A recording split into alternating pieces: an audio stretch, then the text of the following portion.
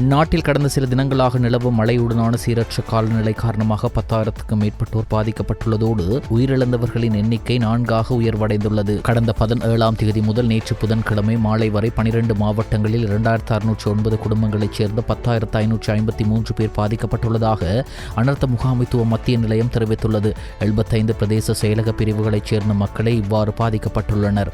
2 வீடுகள் முற்றாக சேதமடைந்துள்ளதோடு 387 வீடுகள் பகுதியளவிலும் சேதமடைந்துள்ளன. 36 குடும்பங்களைச் சேர்ந்த 159 பேர் பாதுகாப்பான இடங்களில் தங்க வைக்கப்பட்டுள்ளதாகவும் அனர்த்த முகாமைத்துவ மத்திய நிலையம் மேலும் தெரிவித்துள்ளது. மேலும் இன்றைய தினம் பெரும்பாலான பிரதேசங்களில் 75 மில்லிமீட்டருக்கும் அதிக மழை வீழ்ச்சி பதிவாகக்கூடும் என இலங்கை வளிமண்டலவியல் திணைக்களம் எதிர்வு கூறியுள்ளது. இதன் காரணமாக பதுளை, கொழும்பு, காலி, களுத்தர, கண்டி, கேகல்ல, குருநாகல, மாத்தர, நுவரெலியா, ரத்னபுரி மாவட்டங்களுக்கு விடுக்கப்பட்டுள்ள மண்சரிவு அபாய எச்சரிக்கை நீடிக்கப்பட்டுள்ளதாக தேசிய கட்டட ஆராய்ச்சி நிறுவனம் தெரிவித்துள்ளது. அதிக மழை வீழ்ச்சி பதிவாகியுள்ளதன் காரணமாக அனுராதபுரத்தில் ராஜாங்கன, அங்கமுவ, கலாவெவ நீர்த்தேக்கங்களின் வான் கதவுகளும், குர்நாகலின் தெதுருவோயா, கிம்புல்வானா ஓயா நீர்த்தேக்கங்களின் வான் கதவுகளும், மாத்தளை மாவட்டத்தில் இப்பன்கடுவ நீர்த்தேக்கத்தின் வான் கதவுகளும், கண்டி மாவட்டத்தின் பொல்கொள்ள நீர்த்தேக்கத்தின் வான் கதவுகளும், மொனராகல மாவட்டத்தில் அலிகொட்டுஹார நீர்த்தேக்கத்தின் வான் கதவுகளும் திறக்கப்பட்டுள்ளன. இதேவேளை நாட்டின் தென் கடல் பிரதேசங்களில் இடியுடனான மழை பெய்யக்கூடும் என எச்சரிக்கை விடுக்கப்பட்டுள்ளது. இதன்போது குறித்த கடற்பரப்பில் காற்றின் வேகமானது மணித்தியாலயத்திற்கு 55 தொடக்கம் 65 கிலோமீட்டர் வரை உயர்வடையக்கூடும் என்றும் வளிமண்டலவியல் திணைக்களம் எச்சரிக்கை விடுத்துள்ளது. மேல் சபரகமுவ, மத்திய, வடமேல், தென் மற்றும் வடக்கு மாகாணங்களுக்கு 100 மில்லிமீட்டருக்கும் அதிக மழை வீழ்ச்சி பதிவாகக்கூடும் என சிவப்பு எச்சரிக்கை விடுக்கப்பட்டுள்ளது. நேற்று மாலை 6 மணி வரையிலான காலப்பகுதியில் காலி மாவட்டத்திலேயே அதிக கூடிய மழை வீழ்ச்சி பதிவாகியுள்ளது. காலி மாவட்டத்தில் தெவினுவர பிரதேசத்தில் 166.5 மில்லிமீட்டர் மழை வீழ்ச்சி பதிவாகியுள்ளது. மேலும் மெனிக்கந்த பிரதேசத்தில் 149 மில்லிமீட்டர் மழை வீழ்ச்சியும், எல்லகந்த பிரதேசத்தில் 141.5 மில்லிமீட்டர் மழை வீழ்ச்சியும், டேவிட்சன் தோட்டத்தில் 140 மில்லிமீட்டர் மழை வீழ்ச்சியும், களுத்துற பண்டாரகம பிரதேசத்தில் 139 மில்லிமீட்டர் மழை வீழ்ச்சியும், கொழும்பில் 133.5 மில்லிமீட்டர் மழை வீழ்ச்சியும் பதிவாகியுள்ளமை குறிப்பிடத்தக்கது.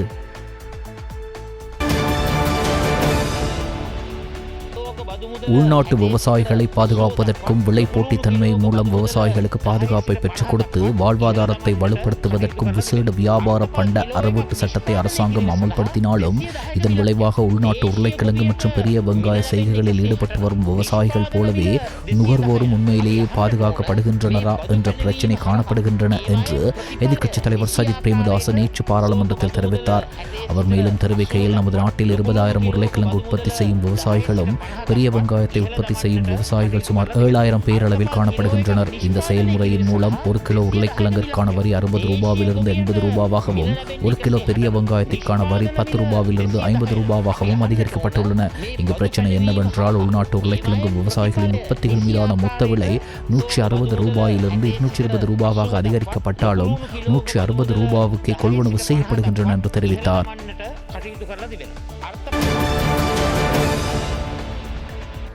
போதைப்பொருள் கடத்தல் உள்ளிட்ட குற்றவாளிகளின் முன்னாள் போதைப்பொருள் தடுப்பு பணியகத்தின் உயர் அதிகாரிகள் ஈடுபட்டதாக எழுந்த குற்றச்சாட்டுகள் தொடர்பில் குற்றப்புலனாய்வு பிரிவு விசாரணை ஆரம்பித்துள்ளது.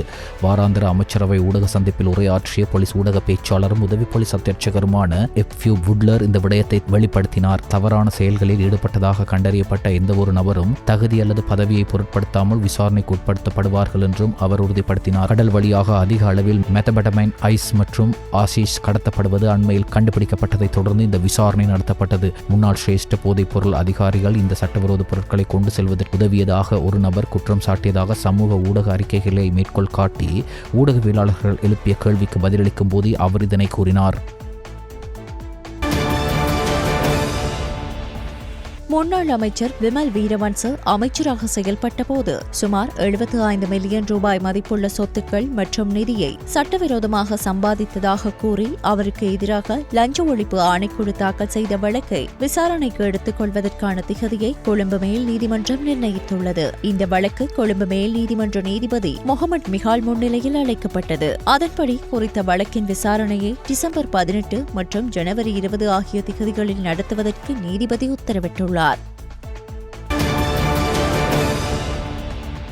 நாட்டில் தற்போது கொண்டிருக்கும் நீதிமன்ற வழக்குகள், எதிர்காலத்தில் நீதிமன்றத்தில் விசாரிக்க திட்டமிடப்பட்டுள்ள வழக்குகள், புகைப்படம் எடுத்தல், தடை செய்யப்பட்ட விசாரணைகள் அல்லது தொடர்புடைய செயல்பாட்டு நடவடிக்கைகள் தொடர்பான புகைப்படங்கள் டிஜிட்டல் அல்லது அச்சு ஊடகங்கள் மூலம் வெளியிடுவது அல்லது ஒளிபரப்புவது தடை செய்யப்பட்டுள்ளதாக போலீஸ் ஊடகப் பிரிவு தெரிவித்துள்ளது. இதன் அடிப்படையில் பாதிக்கப்பட்ட தரப்பினரால் நீதிமன்றத்தில் புகார் அளிக்கப்பட்டால் பொறுப்பான நிறுவனங்கள் மற்றும் நபர்கள் சட்ட நடவடிக்கைக்கு உட்படுத்தப்படுவார்கள் என்று போலீஸ் அறிக்கையில் குறிப்பிடப்பட்டுள்ளது. மேலும் சிசிடிவி காட்சிகள் மற்றும் சட்ட வழக்குகளுடன் தொடர்புடைய பிற காட்சிகளை வெளியிடுவது குறித்து ஊடகங்களுக்கு எச்சரிக்கை விடுக்கப்பட்டுள்ளமையும் சுட்டிக்காட்டத்தக்கது. இதேவேளை ஏஐயை பயன்படுத்தி சமூக ஊடகங்கள் மற்றும் ஊடகங்களில் திரிவுபடுத்தப்பட்ட விடயங்கள் போதைப்பொருள் கடத்தலுக்கு துணை போவதாக அமைவதால் சட்டவிரோத நடவடிக்கைகளில் உள்ளடங்கும் எனவும் அந்த அறிக்கையில் சுட்டிக்காட்டப்பட்டுள்ளது.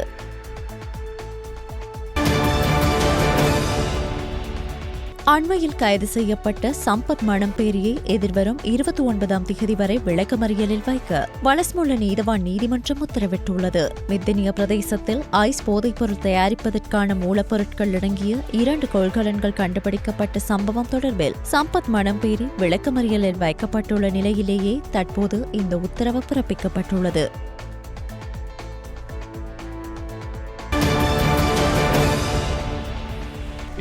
வெலிகம பிரதேச சபையின் தலைவர் லசந்த விக்ரமசேகர பாதாள குழு குற்றவாளி ஆவார். பல சமூக விரோத குற்றச்செயல்களில் இவர் ஈடுபட்டுள்ளார். நீதிமன்றத்தால் தண்டிக்கப்பட்டு சிறைக்கும் சென்றுள்ளார். பாதாள குழுக்களுக்கு இடையிலான மோதலின் பிரதிபலனாகவே இந்த துப்பாக்கிச்சூட்டு சம்பவம் இடம்பெற்றுள்ளது என்று பொதுமக்கள் பாதுகாப்பு மற்றும் பாராளுமன்ற விவகாரங்கள் அமைச்சர் ஆனந்த விஜயபால தெரிவித்தார். பாராளுமன்றத்தில் நேற்று புதன்கிழமை நடைபெற்ற அமர்வின் போது வெலிகம பிரதேச சபையின் தலைவர் துப்பாக்கிச்சூட்டுக்கு இலக்காகி உயிரிழந்த சம்பவம் தொடர்பில் விசேட கூற்றை முன்வைத்து உரையாற்றுகையிலே அவர் இவ்வாறு தெரிவித்தார்.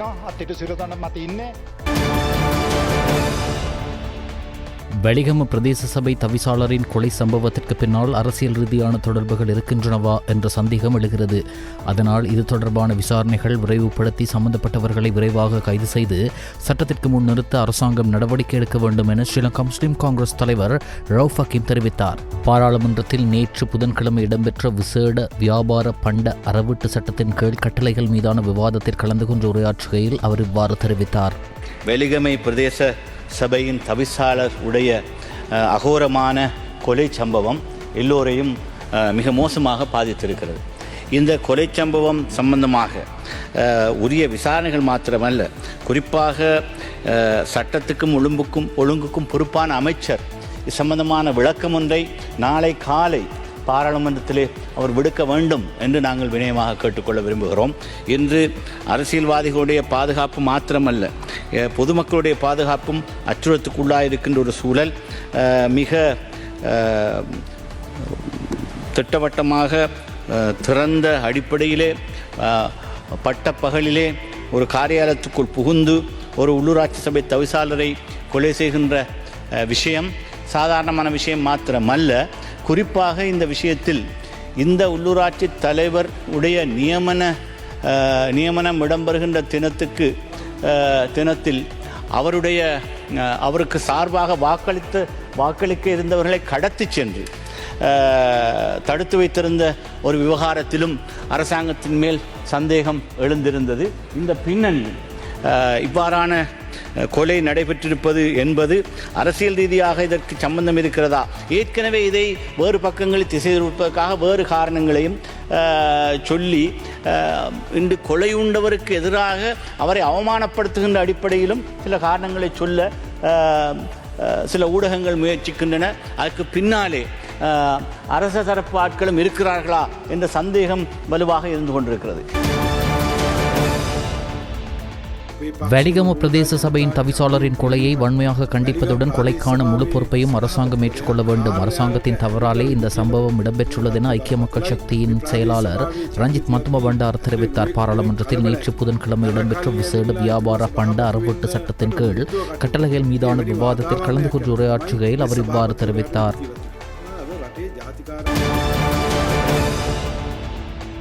2010 ஆண்டு முதல் இன்றளவில் 8 ஊடகவியலாளர்கள் மாத்திரமே பல்வேறு வகையிலான தாக்குதலுக்கு இலக்காகியுள்ளதாக சுகாதார மற்றும் வெகுஜன ஊடக அமைச்சர் நலிந்த ஜெயதிச தெரிவித்தார்.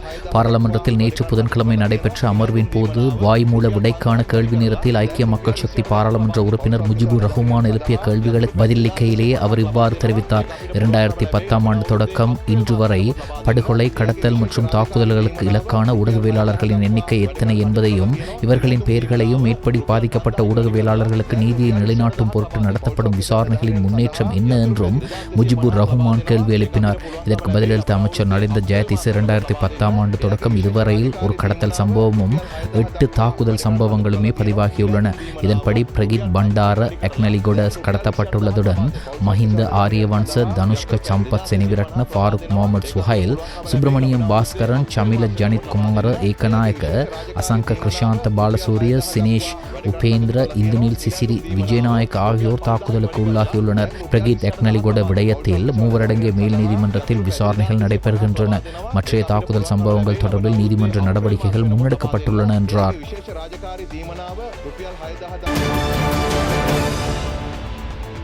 வரி செலுத்தும் மக்களுக்கும் பொது திரைசேரிக்கும் அரச வங்கிகளுக்கும் பாரிய செலவீன சுமையாக மாறியுள்ள இலங்கை மின்சார சபை மறுசீரமைக்கப்பட்டு புதிதாக 6 நிறுவன கட்டமைப்புகள் உருவாக்கப்படும் என வலுசக்தி அமைச்சர் குமார் ஜெயக்கொடி தெரிவித்தார். பாராளுமன்றத்தில் நேற்று புதன்கிழமை நடைபெற்ற அமர்வின் போது வாய்மூல விடைக்கான கேள்வி நேரத்தில் ஐக்கிய மக்கள் சக்தி பாராளுமன்ற உறுப்பினர் எச்சர் அப்புவாம் எழுப்பிய கேள்விக்கு பதிலளிக்கையிலேயே அவர் இவ்வாறு தெரிவித்தார். நவம்பர் மாதத்தில் 3 நாட்களுக்கு பாராளுமன்றம் விசேட பாதுகாப்பு சோதனைக்குட்படுத்தப்படும் என்று சபாநாயகர் இன்று பாராளுமன்றத்தில் அறிவித்தார். அதன்படி நவம்பர் 4, 6 மற்றும் 7 ஆகிய 3 நாட்களில் இந்த பரிசோதனை மேற்கொள்ள திட்டமிடப்பட்டுள்ளது.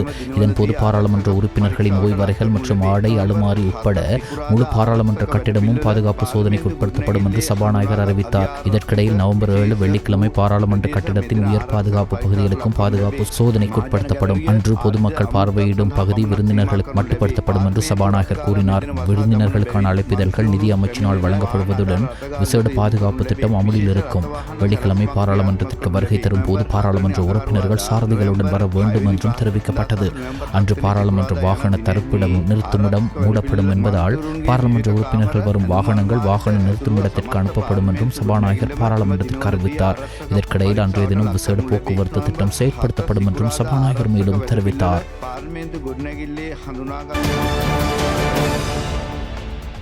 கணேமுள்ள சஞ்சீவ கொலை வழக்கில் கைது செய்யப்பட்டு தடுத்து வைக்கப்பட்டு விசாரிக்கப்பட்டு வரும் ஒழுங்கமைக்கப்பட்ட குற்றக்குழு தலைவரான கெஹல்பத்ர பத்மேவின் 29 பர்ச்சேஸ் காணியும் 50 மில்லியன் ரூபாய் பெறுமதியான சொத்துக்களும் பறிமுதல் செய்யப்பட்டுள்ளன. போலீஸ் சட்டவிரோத சொத்துக்கள் புலனாய்வு பிரிவினரால் இந்த நடவடிக்கை மேற்கொள்ளப்பட்டுள்ளது. இதேவேளை கெஹல்பத்ர பத்மேவிற்கு சொந்தமாக அடையாளம் காணப்பட்ட சொத்துக்களான மடில்கமுவ, படபொத்து, ஊடுகம்போல என்ற முகவரியில் உள்ள விடுதிக்கு பின்னால் அமைந்துள்ள 20 பரப்பு காணி, அதிக முகவரியில் உள்ள அதே விடுதி வளாகத்தில் அமைந்துள்ள 6 அறைகளை கொண்ட பகுதியளவு முடிக்கப்பட்ட கட்டிடம் என்பவை இவ்வாறு பறிமுதல் செய்யப்பட்டுள்ளன. இந்த சொத்துக்கள் தொடர்பான தொடர்புடைய உண்மைகள் உயர்நீதிமன்றத்தில் தெரிவிக்கப்பட்டுள்ளன. அதன்படி கெஹல்பத்ர பத்மேவுடன் தொடர்புடைய சொத்துக்கள் அதிகாரப்பூர்வமாக பறிமுதல் செய்யப்பட்டன.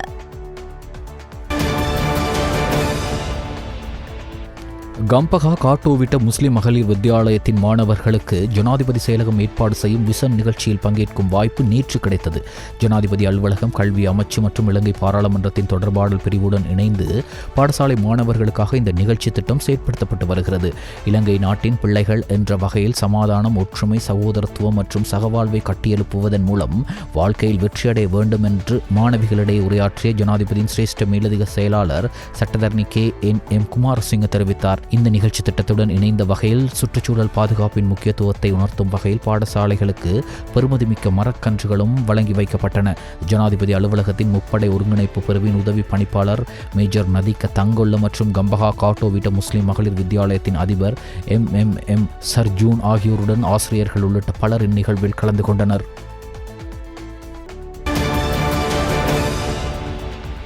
ஒழுங்கமைக்கப்பட்ட குற்றக்குழு உறுப்பினரான கெஹல்பத்ர பத்மேவுடன் மாடலிங் கலைஞரான பியூமி ஹன்சமாலிக்கு தொடர்பு இருந்ததா என்பது குறித்து விரைவில் அறிவிக்கப்படும் என்று போலீஸ் ஊடக பேச்சாளர் உதவி போலீஸ் அத்தியட்சகர் FU வுட்லர் தெரிவித்துள்ளார். அமைச்சரவை முடிவுகளை அறிவிக்கும் ஊடகவியலாளர் சந்திப்பில் கலந்து கொண்ட போதே போலீஸ் பேச்சாளர் இதனை குறிப்பிட்டார். கெஹல்பத்ர பத்மேவுடனான தொடர்பு குறித்து எதிர்வரும் காலங்களில் பல நடிகைகள் மற்றும் பிரபலங்கள் குற்றப்புலனாய்வு திணைக்கள அதிகாரிகளால் விசாரணைக்கு உட்படுத்தப்படவுள்ளதாக அதிகாரிகள் தெரிவித்துள்ளனர்.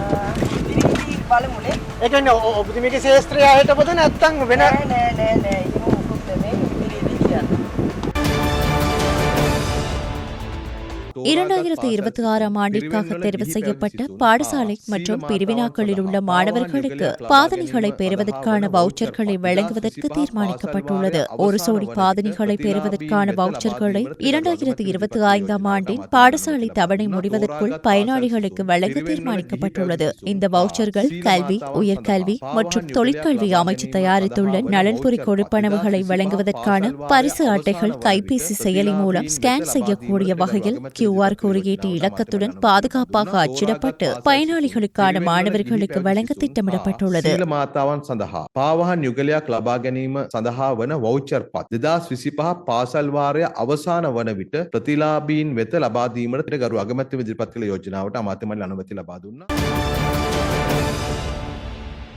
சமூகத்தவர்களிடையே புரிந்துணர்வை அதிகரித்து நல்லிணக்கத்துடன் கூடிய இலங்கையை கட்டியெழுப்பும் நோக்கில் இலங்கையர் தினமாக தேசிய நிகழ்ச்சி திட்டத்தை நடத்துவதற்கு நிதி திட்டமிடல் மற்றும் பொருளாதார அபிவிருத்தி அமைச்சராக ஜனாதிபதி 2025ஆம் ஆண்டு வரவு செலவு திட்ட உரையில் முன்மொழிந்துள்ளார். இந்த நிகழ்ச்சி திட்டத்தை நடைமுறைப்படுத்தும் பொறுப்பு புத்த சாசன, சமயம் மற்றும் கலாச்சார விவகாரங்கள் அமைச்சுக்கு ஒப்படைக்கப்பட்டுள்ளது. அதற்கமைய இலங்கையர் தினம் நிகழ்ச்சி திட்டத்தை 2025ஆம் ஆண்டில் டிசம்பர் மாதம் 12, 13 மற்றும் 14ஆம் திகதிகளில் கொழும்பு மாநகர சபை மைதானத்தில் மற்றும் விகாரமாதேவி பூங்கா உள்ளிட்ட அப்பிரதேசத்தை அண்டிய வளாகங்கள் மற்றும் பிரதான வீதிகளை உள்ளடக்கியதாக 4 வலயங்களில் அரசு மற்றும் தனியார் துறைகளின் பங்கேற்புடன் நடத்துவதற்கு திட்டமிடப்பட்டுள்ளது. மேலும் குறித்த நிகழ்ச்சி திட்டம் அனைத்து இனங்கள் மற்றும் மதங்களையும் பிரதிநிதித்துவப்படுத்தும் வகையில் அனைத்து மாவட்டங்களின் கலாச்சார நிகழ்வுகள் மற்றும் உணவு கலாச்சாரங்களை உள்ளடக்கிய நிகழ்ச்சிகள், உள்நாட்டு கைத்தொழில் கண்காட்சி மற்றும் விற்பனை, புதிய உற்பத்திகளுக்கான வாய்ப்புகளை அறிமுகப்படுத்தல் உள்ளிட்ட நிகழ்ச்சி திட்டங்களை நடாத்துவதற்கு திட்டமிடப்பட்டுள்ளது. அதற்கமைய இலங்கையர் தினம் நிகழ்ச்சி திட்டத்தை நடைமுறைப்படுத்த புத்த சாசன, சமயம் மற்றும் கலாச்சார விவகாரங்கள் அமைச்சர் சமர்ப்பித்துள்ள யோசனைக்கு அமைச்சரவை அங்கீகாரம் வழங்கியுள்ளது.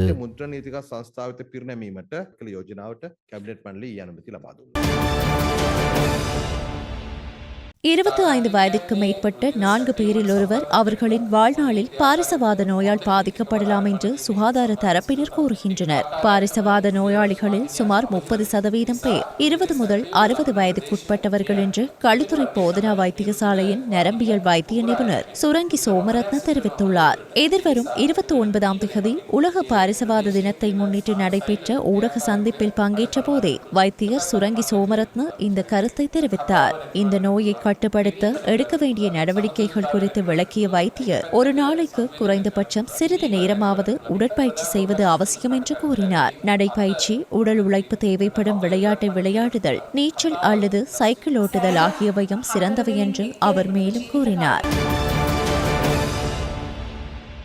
அரசாங்கம் விரும்பிய வரி வருவாய் இலக்குகளை அடைய வேண்டுமானால் மக்கள் மதுபானங்களை வாங்குவதற்கு வசதியாக விலைகளை குறைக்க வேண்டும் என்று எதிர்க்கட்சி நாடாளுமன்ற உறுப்பினர் சாமர சம்பத் தசநாயக்க நேற்று பாராளுமன்றத்தில் தெரிவித்தார்.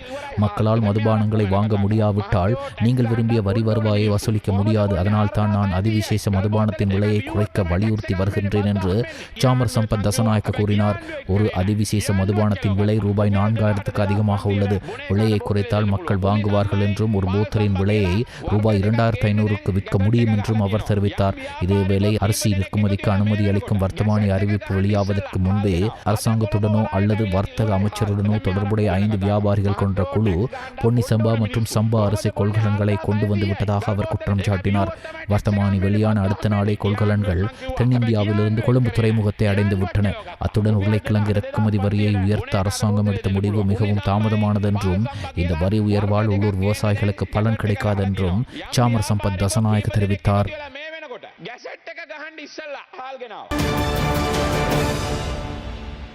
யாழ்ப்பாணம் குற்றத்தடுப்பு பிரிவினருக்கு கிடைத்த ரகசிய தகவலின் அடிப்படையில் யாழ்ப்பாணம் போதையொழிப்பு போலீசாரினால் மேற்கொள்ளப்பட்ட சுற்றிவளைப்பின் போது போதை மாத்திரைகளுடன் வியாபாரி ஒருவரும் இதனுடன் தொடர்புடைய சந்தேக நபர் ஒருவரும் கைது செய்யப்பட்டுள்ளார். யாழ்ப்பாணம் ஆறுகால்மட பகுதியில் குறித்த கைது நடவடிக்கை இடம்பெற்றுள்ளது. கைது செய்யப்பட்டவர்கள் 20 மற்றும் 22 வயதுடைய இளைஞர்கள் ஆவர். இவர்களிடமிருந்து 110 போதை மாத்திரைகள் கைப்பற்றப்பட்டுள்ளதாக தெரிவிக்கப்படுகின்றது. சம்பவம் தொடர்பான மேலதிக விசாரணைகளை யாழ்ப்பாணம் போலீசார் மேற்கொண்டு வருகின்றனர். இலங்கை பாடசாலைகள் மாணவர் மத்தியில் இன்ஃப்ளூவென்சா A மற்றும் B தொற்றுக்கள் வியத்தகு அளவில் அதிகரித்து வருவதாக சுகாதார அதிகாரிகள் எச்சரிக்கை விடுத்துள்ளனர். மழைக்காலங்களிலும் ஆண்டு இறுதியிலும் பருவகால தொற்று நோய் மிகவும் தீவிரமாக இருக்கும் என்றும் பகல் நேர பராமரிப்பு மையங்கள் பாடசாலைகள் மற்றும் பாடசாலைகளில் உள்ள குழந்தைகள் சிறுவர்கள் மிகவும் பாதிக்கப்படக்கூடியவர்களாக உள்ளனர் என்றும் குழந்தைகள் மருத்துவ ஆலோசகர் வைத்தியர் மகேஷ் விஜயவர்தன கூறினார். இது தொடர்பில் அவர் மேலும் கருத்து தெரிவிக்கையில் பல குழந்தைகளுக்கு திடீர் காய்ச்சல், இருமல், தொண்டை வலி, மூக்கு ஒழுகுதல் மற்றும் சோர்வு ஏற்படுவதால் இந்த நோய் பல வடிவங்களில் தோன்றும். அதே நேரத்தில் சிலருக்கு சளி போன்ற அறிகுறிகள், காது தொற்று, சைனசிட்டிஸ் அல்லது மூச்சு திணறல், குறிப்பாக ஆஸ்துமா உள்ளவர்களுக்கு ஏற்படலாம். சிறு குழந்தைகளுக்கு வாந்தி மற்றும் வயிற்றுப்போக்கு ஏற்படலாம். சில சமயங்களில் நீரிழப்பு ஏற்படலாம். மேலும் அரிதான சந்தர்ப்பங்களிலும் இன்ஃப்ளூயன்சா நரம்பு மண்டலத்தை பாதிக்கும். அதே நேரத்தில் 2 வயதுக்குட்பட்ட குழந்தைகள் மற்றும் நாள்பட்ட நோய்கள் உள்ள குழந்தைகள் நிமோனியா மற்றும் கடுமையான சுவாச சிக்கல்களுக்கு அதிக ஆபத்தை எதிர்கொள்கின்றனர் என்று வைத்தியர் விஜயவர்தன் கூறினார். எனவே பெற்றோர்கள் தங்கள் குழந்தைகளை அறிகுறிகளுக்காக உன்னிப்பாக கண்காணிக்கவும். விரைவான அல்லது கடினமான சுவாசம், தொடர்ச்சியான வாந்தி, பசியின்மை அல்லது அசாதாரண மயக்கம் உள்ளிட்ட கடுமையான நோயின் அறிகுறிகள் தோன்றினால் உடனடியாக மருத்துவ உதவியை நாடவும் சுகாதார நிபுணர் வலியுறுத்துகிறார். அடிக்கடி கை கழுவுதல், இருமல் வரும்போது மூடி மறைத்தல், நோய்வாய்ப்பட்ட குழந்தைகளை முழுமையாக குணமடையும் வரை வீட்டிலேயே வைத்திருத்தல் போன்ற தடுப்பு நடவடிக்கைகள் பரவலை கட்டுப்படுத்துவதற்கு மிகவும் முக்கியமானவை.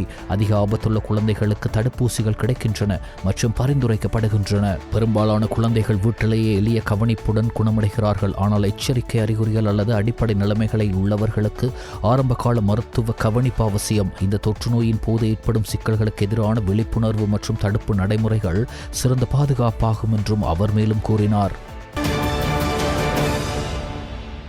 யாழ்ப்பாணத்தில் 20 கிராம் ஐஸ் போதைப் பொருட்களுடன் சந்தேக நபர்கள் 2 கைது செய்யப்பட்டுள்ளனர். யாழ் மாவட்ட சிரேஷ்ட போலீஸ் அத்தியட்சகருக்கு கீழியங்கும் யாழ் மாவட்ட போலீஸ் புலனாய்வினருக்கு கிடைத்த தகவலின் அடிப்படையில் யாழ் மாவட்ட குற்றத்தடுப்பு பிரிவினரால் மேற்கொள்ளப்பட்ட சுற்றிவளைப்பின் போதே 20 கிராம் ஐஸ் போதைப் பொருளுடன் சந்தேக நபர்கள் 2 போலீசாரினால் கைது செய்யப்பட்டுள்ளனர். கைது செய்யப்பட்ட குறித்த சந்தேக நபர்களில் ஒருவர் வன்முறை கும்பல்களுடன் தொடர்புடையவர் எனவும் அவரிடமிருந்து வாளொன்று மீட்கப்பட்டுள்ளதாகவும் போலீசார் தெரிவித்தனர்.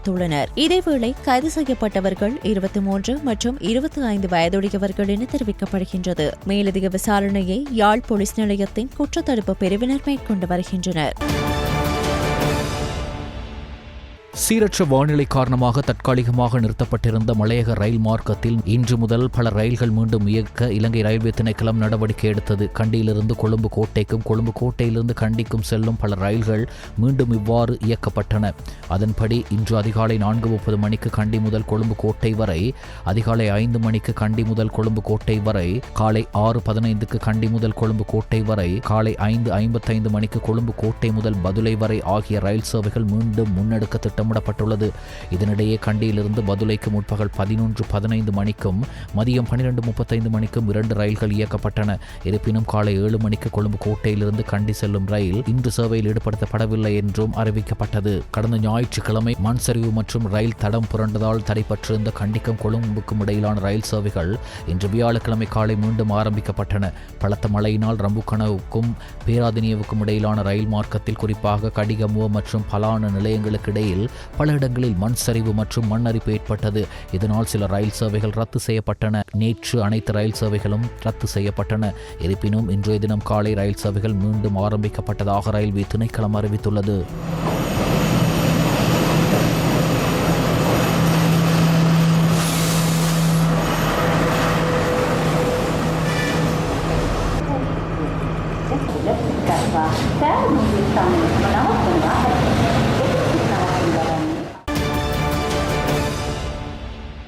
இலங்கை கடற்படையினர் கல்பிட்டி தலவில கடல் பகுதியில் நடத்திய சிறப்பு தேடுதல் நடவடிக்கையின் போது நாட்டிற்கு சட்டவிரோதமாக கொண்டுவரப்பட்ட சுமார் 1416 கிலோகிராம் பீடி இலைகளை கைப்பற்றியுள்ளனர். அதன்படி தலவில கடல் பகுதியில் வடமேற்கு கடற்படை கட்டளையின் இலங்கை கடற்படை கப்பல் விஜய நடத்திய இந்த சிறப்பு தேடுதல் நடவடிக்கையின் போது கடலில் மிதக்கும் 41 பைகள் பரிசோதிக்கப்பட்டன. குறித்த நேரத்தில் கடற்படையினர் நடவடிக்கைகளால் கரைக்கு கொண்டுவர முடியாமல் கடத்தல்காரர்களால் கடலில் கைவிடப்பட்ட சுமார் 1416 கிலோகிராம் பீடி இலைகளை கடற்படையினர் கைப்பற்றினர். மேலும் கடற்படையினரால் கைப்பற்றப்பட்ட பீடி இலைகள் மேலதிக சட்ட நடவடிக்கைகளுக்காக புத்தளம் கலால் அலுவலகத்திடம் ஒப்படைக்கப்பட்டுள்ளன. விளக்கமறியலில் வைக்கப்பட்டுள்ள பெகோ சமனின் மனைவி ஷாதிகா லக்ஷானியை எதிர்வரும் 31ஆம் திகதி வரை மீளவும் விளக்கமறியலில் வைக்குமாறு கொழும்பு நீதவான் நீதிமன்றம் உத்தரவிட்டுள்ளது.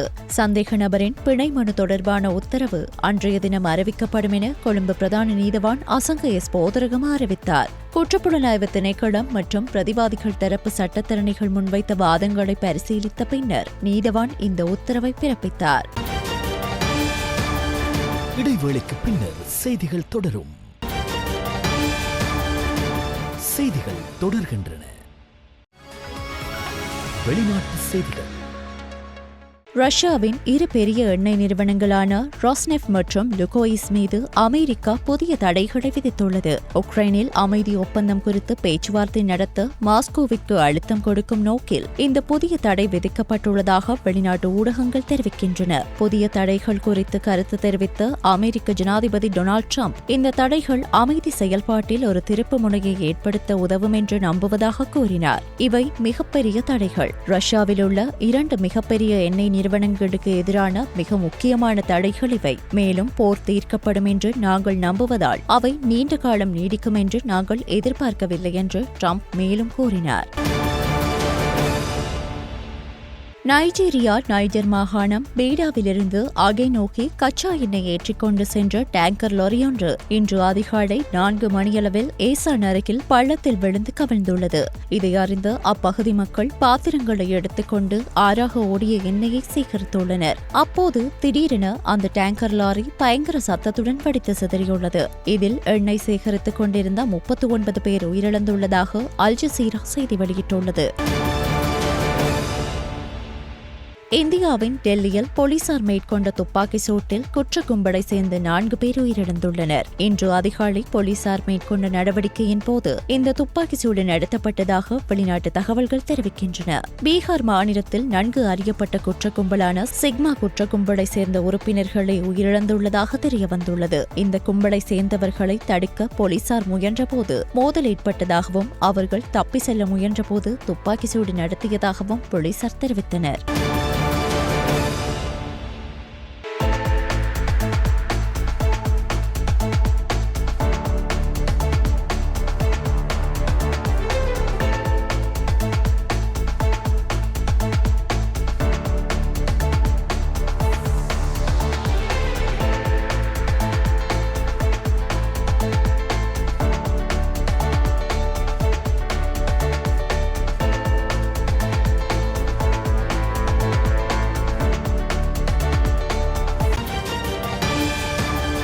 இடைவேளைக்கு பின்னர் செய்திகள் தொடரும். செய்திகள் தொடர்கின்றன. விளையாட்டு செய்திகள். 2025 லங்கா பிரீமியர் லீக் தொடர் ஏற்கனவே திட்டமிட்டபடி இந்த ஆண்டு நடத்தப்படாது என்று ஸ்ரீலங்கா கிரிக்கெட் அறிவித்துள்ளது. ஸ்ரீலங்கா கிரிக்கெட் விடுத்துள்ள அறிக்கையொன்றில் இந்த விடயம் தெரிவிக்கப்பட்டுள்ளது. எதிர்வரும் டிசம்பர் 1ஆம் திகதி முதல் 2025ஆம் ஆண்டுக்கான லங்கா பிரீமியர் லீக் தொடர் நடத்த முன்னதாக திட்டமிடப்பட்டிருந்தது. இந்த நிலையில் ஸ்ரீலங்கா கிரிக்கெட் விடுத்துள்ள அறிக்கையில் அடுத்த ஆண்டு பிப்ரவரி மற்றும் மார்ச்சில் இலங்கை மற்றும் இந்தியா இணைந்து நடத்தும் 2026 ICC ஆடவர் உலக கிண்ணம் 2020 தொடருக்கான முன்கூட்டிய தயார்படுத்தலுக்கான தேவையை கருத்தில் கொண்டு இந்த முடிவு எடுக்கப்பட்டுள்ளது. அதன்படி உலக கிண்ணத்திற்கு முன்னர் விரிவான மைதான தயார் நிலையை உறுதி செய்வதில் முழு கவனம் செலுத்த அனுமதிக்கும் வகையில் இந்த ஆண்டு குறித்த தொடரை நடத்தாமல் இருப்பதற்கு தீர்மானிக்கப்பட்டுள்ளது.